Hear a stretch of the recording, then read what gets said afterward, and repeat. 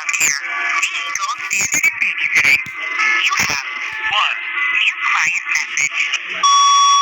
Oh, hello. I'd like to book a sitter for my little friend. It's for 3 nights. You just need to feed him and put him to bed. Easy peasy. His bottle's in the fridge. The address is apartment 10, Euclidean Towers, and the key's under the plant pot. Take care. Thanks. It's the brain is home to other animals. Larger mammals, like Asian elephants and sloth bears. In this harsh environment, several leopard families must beat the odds so that their young may survive.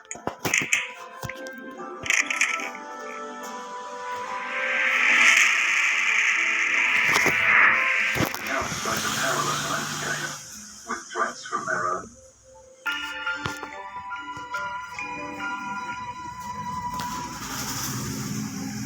The lowlands in the deep south, dominated by scrub jungle. A peacock's call heralds the day.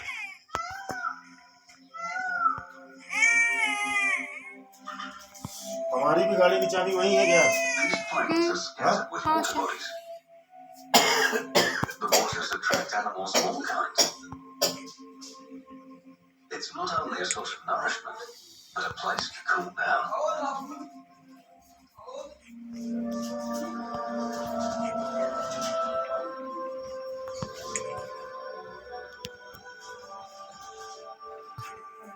From the mosaic of thickets, a leopardess emerges.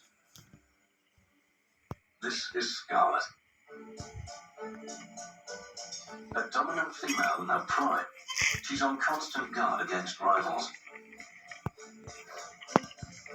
Her first task of the day is to mark territory. While patrolling her area, Scarlet proceeds to scent mark. She does this by first scraping her hind legs on the ground, which have special glands.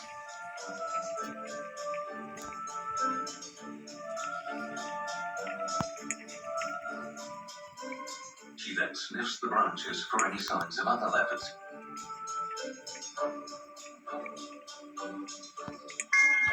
As a final flourish, she brushes her cheek against the foliage and sprays urine.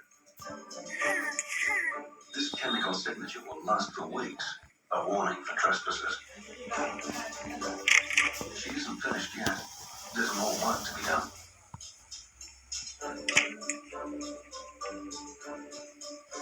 Scarlet comes across a tree and carefully rubs her cheek against the bark. The cheeks also have scent glands. The oily secretions from these glands can be instantly detected by other leopards. A patch of dry earth catches Scarlet's attention.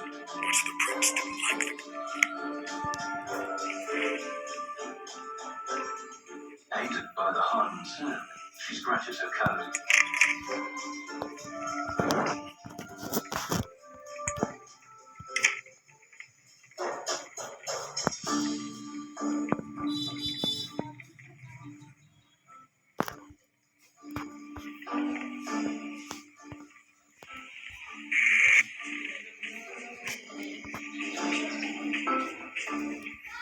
Scarlet takes a moment to wallow for good measure.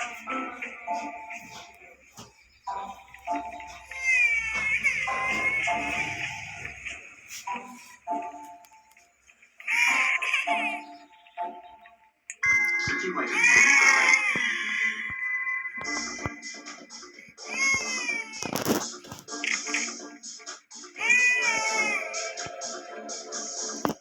ये काम actual casting से कई दिन पहले होता है और इसके लिए पूरी सटीकता चाहिए। अब हम करेंगे 2 मैरिनेशंस तैयार। एक होगा व्हाइट मैरिनेशन और एक होगा रेड मैरिनेशन। उसके लिए हम लेंगे ये 2 बोल्स और सबसे पहले हम तैयार करेंगे हमारा रेड मैरिनेशन। उसके लिए हमें चाहिए दही, कर्ड। इसमें हम डालेंगे लाल मिर्च और हम इसमें डालेंगे गरम मसाला। बुझाता भारत पाकिस्तान के हरा के छोड़ी। बहुत बढ़िया। जय छठी मैया। का हो छठी माई के जयकारा लगा के पाकिस्तान के हरावे पे लागल बड़ू। अरे रुक ना, कमेंट्री सुने के चुपचाप। अरे बेटा शिव, 3 दिन बाद छठ हो, चल जा घाट पर और हर साल की तरह सब व्यवस्था करा जा। देखा भाई, समाज के काम में जो योगदान दे ना, समाज वही किया करे बेटा। हाँ। ए भैया, लिस्ट तो ऑलरेडी बन चुकल बा, बस एको सामान भूल रही है बस। अच्छा बहन होके तो तोरा नहीं है।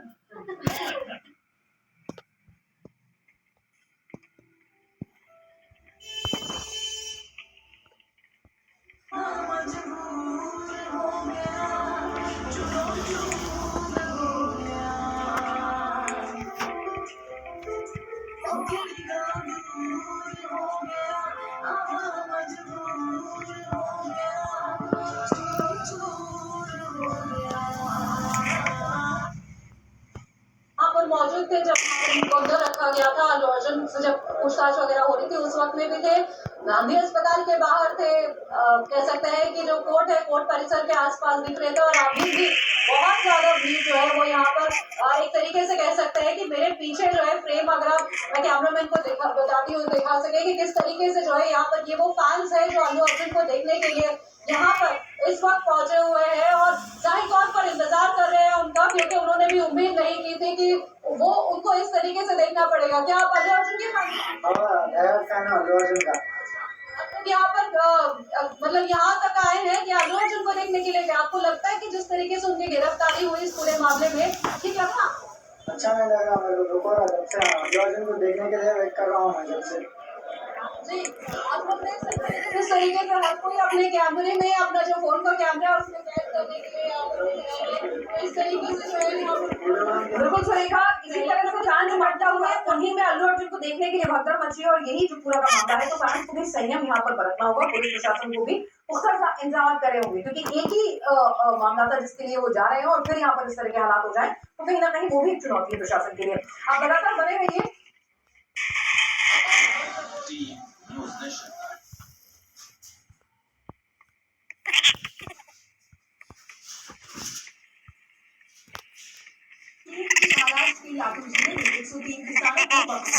नोटिस भेजा है और नोटिस में किसानों की पुश्तैनी जमीन वक्फ बोर्ड की होने का दावा किया गया है। किसानों को 20-25 किसानों को वक्फ बोर्ड की तरफ से नोटिस आई गई थी कि वो हमारे जमीन के खाते हैं, उनसे हम अनाज दाना करके खाते हैं, वो जमीन उनकी समझ दावा किया है। किसानों की 300 एकड़ जमीन को वक्फ ट्रिब्यूनल में अपना बताते हुए औरंगाबाद के कोर्ट में याचिका भी डाली गई है, जिस पर 20 सितंबर को सुनवाई होगी। इस खबर के बाद गांव के किसान बेहद परेशान हैं।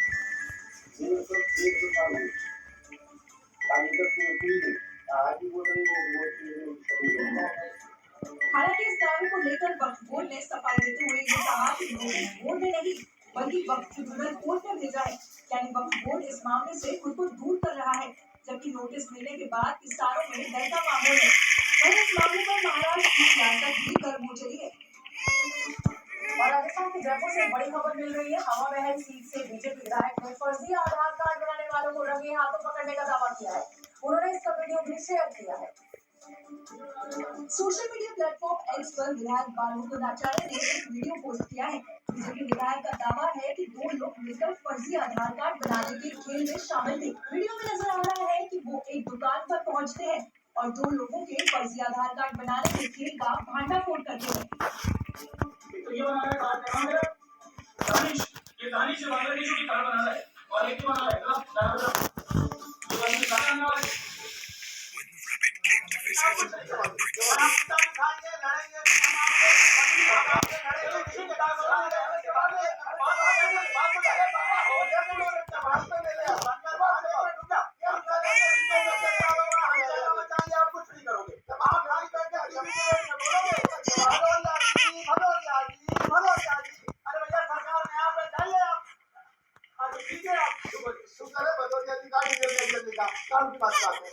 काम की बात आते हैं एक्चुअल में अगर कोई भी काम करता है तो संभावना होती है छोटी मोटी गलती के, इसीलिए हमेशा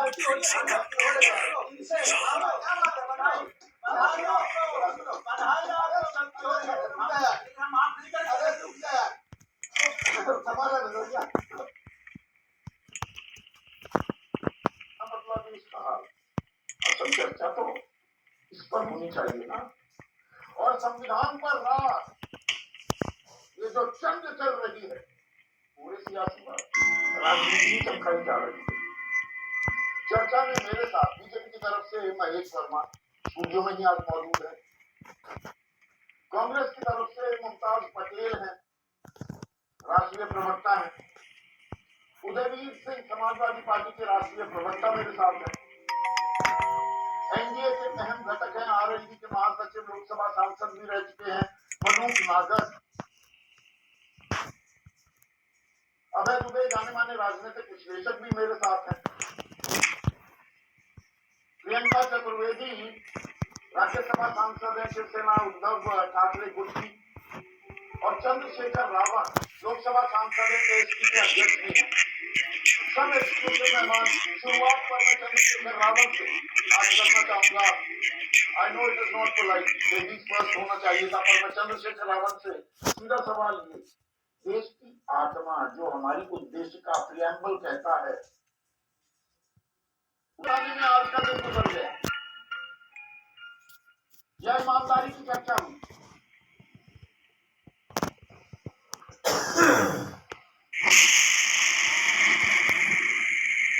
चंद्रशेखर, आपसे एक सवाल। जी,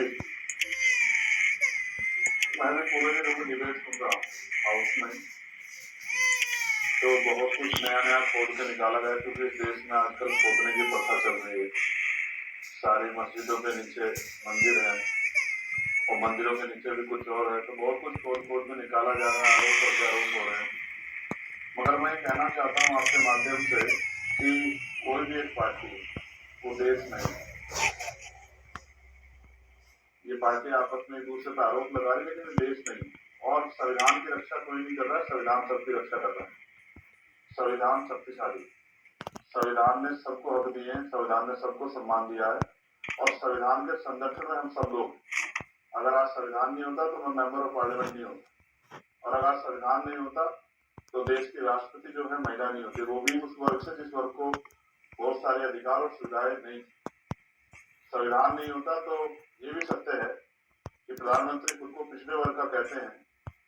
अब इसमें राजनीतिक सच्चाई कितनी है और सामाजिक सच्चाई कितनी है तो वो जानते होंगे, लेकिन वो भी प्रधानमंत्री ने अगर दिया है कि देश के करोड़ों महिलाओं को और हाशिए के लोग उनको हर किसी बराबर का अधिकार दिया, तमाम अवसर दिए तो संविधान ने। आज मैं अप्रेस करना चाहिए आपने बहुत अहम बात कही। आप जो कुछ हम हैं वो दरअसल इस संविधान की बदौलत संविधान दिवस को 26 नवंबर का 75वीं वर्षगांठ 26 नवंबर को उस दिन चर्चा का हमें समझ ही नहीं था। मतलब सिर्फ रिक्त स्थान की पूर्ति, जुबानी जमा खर्च कर रहे हैं आज हम 2-4 दिन चर्चा करें। संदेश जी, कश्मीर से लेकर कन्याकुमारी, कहीं पहाड़ हैं, कहीं समुद्र है, कहीं रेतीले टीले हैं, कहीं बहुत कुछ है। इस तरह से है भारत।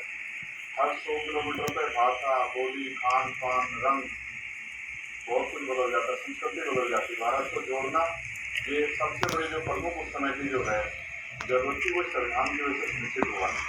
अगर आज कश्मीर से लेकर कन्याकुमारी जुड़ा हुआ है और हर व्यक्ति को जो है अपनी बात को रखने की आज़ादी है, फ्रीडम ऑफ स्पीच की, धार्मिक आज़ादी आज के 25-26 में जो संविधान में थी। और मैं आपसे कहना चाहता हूँ, जब संविधान में चर्चा हुई तो हमें बताना चाहिए कि कितना बदल पाया भारत। क्या आज मुझसे रखने पर हत्याएं बंद होगी? क्या मट्टी छूने पर हत्याएं बंद होगी? क्या महिलाओं के साथ रेप हत्या बंद हो गई है? उनको अपमानित करना बंद हो गया है? क्या एनसीआरबी का डाटा छूट है? क्या इस देश में जो है लोकतंत्र की जिस तरह सरेआम हत्या की जाती है, कोई किसी पर आरोप लगा रहा है, कोई किसी पे, मैं ये नहीं कहता कोई झूठ का बुरा हुआ। सब जिसको मौका मिला है उसने जब अपनी सत्ता बचाने का अवसर है उसने अपनी तरफ से प्रयोग किया। आज उसी का उदाहरण जो है पार्लियामेंट में दिया जा रहा है। लेकिन सबसे ये भी है, क्या महिला राज के अंधेरे में निकल सकती है? क्या इकोनॉमिक इक्वलिटी जो थी, आर्थिक गैरबराबरी खत्म होगी? क्या जातीय विषमता खत्म होगी? कि आपसे जब आप बोल रहे थे, आप बहुत सीनियर पत्रकार हो, आपका सम्मान करता हूँ, लेकिन आपने कहा काला दिन। आपसे पूछना चाहता हूँ कि काला दिन बुरा होता है क्या? काला दिन क्या होता है? बुरा दिन हो सकता है, दुखी करने वाला दिन हो सकता है, क्या काला दिन बुरा होता है क्या? तो ये तो अभी तो बहुत कुछ बदलना है। मैं स्पष्ट रूप से कह रहा हूँ, अभी बहुत कुछ नहीं बदला है। किसान के हाल देखिए, एक बड़े किसान धन्यवाद जो है वो भूख हड़ताल पर बैठे, सरकार को करवा दीजिए। नौजवान सड़कों पर है, तमाम तरह की कोई बंदी ऐसी नहीं आती जिसमें जो है घोटाला ना होता। आज मंत्री जी ने कहा कि हमने पिछड़ा वर्ग आयोग जो है गठित किया, लेकिन उन्होंने ये नहीं बताया कि बच्चा शिक्षक भर्ती में जो है जो घोटाला हो उसमें सिफारिश की पिछड़े वर्ग आयोग की, वो नहीं मानी उन्होंने। ये नहीं बताया पूर्ति हो रही है, इसका होता है जो उद्देश्य हमने रखे थे अपने सामने। जब अपने आप को हमने ये संविधान दिया था भारत के लोगों ने, वो हम कसौटी पर कितना कर पाए, क्या इस पर चर्चा होती दिख रही है संसद में? सबसे पहले तो मैं कहना चाहूंगी संदीप को करीब से वालेकुम को फिलहाल किया है।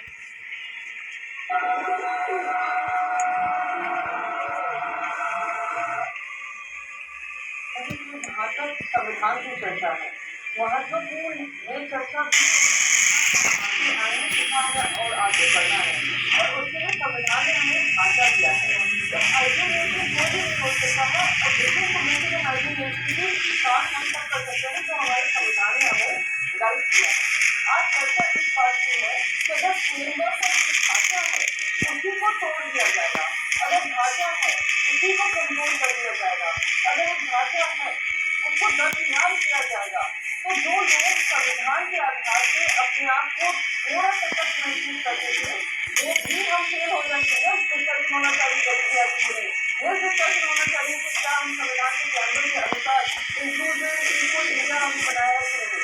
तो मोस्ट इम्पोर्टेंट, अगर वो फ्रेमवर्क खत्म हो गया जिसकी आप चर्चा कर रही है, और फ्रेमवर्क खत्म कहाँ से होना की बात की है, जब हमने महाराष्ट्र में सरकार गिरते हुए देखा, पैसों के बल पे 7 लाख दंड भेज कर सुप्रीम कोर्ट के माध्यम से हो, इलेक्शन कमीशन के माध्यम से हो, हमने देखा कि कितना समय लगा एक निष्कर्ष पहुंचने में। हमने देखा कैसे उन्हीं के जो भारतीय जनता पार्टी के लोग हैं उन्होंने कहा 400 का आंकड़ा हमें देके फिर हम संविधान बदल देंगे, संविधान में बदलाव लाएंगे। आज जब हम कॉन्स्टिट्यूशन अमेंडमेंट की बात करते हैं, तो अगर ढांचा ही नहीं बचेगा तो हम ऐसे बार बार गरीबी ये सब तो वैसे ही खत्म हो जाएगा डिस्कशन करना। तो इट इज इम्पोर्टेंट कि इसकी चर्चा हो, इट इज इम्पोर्टेंट इन संरक्षण की समझने में कौन खड़ा है और कौन उसके खिलाफ खड़ा है। ऊपर इसमें एक फिर बड़े मुद्दे भी उखाड़े जाएंगे। फिर ये फैक्ट भी क्या नजरअंदाज किया जा सकता है प्रियंका कि 1959 पहली बार जब 356 इस्तेमाल किया गया, 1977 तक 18 साल में 40 बार 356 का इस्तेमाल हुआ। 26 जून 1975 को 5 साल में तो संदीप जी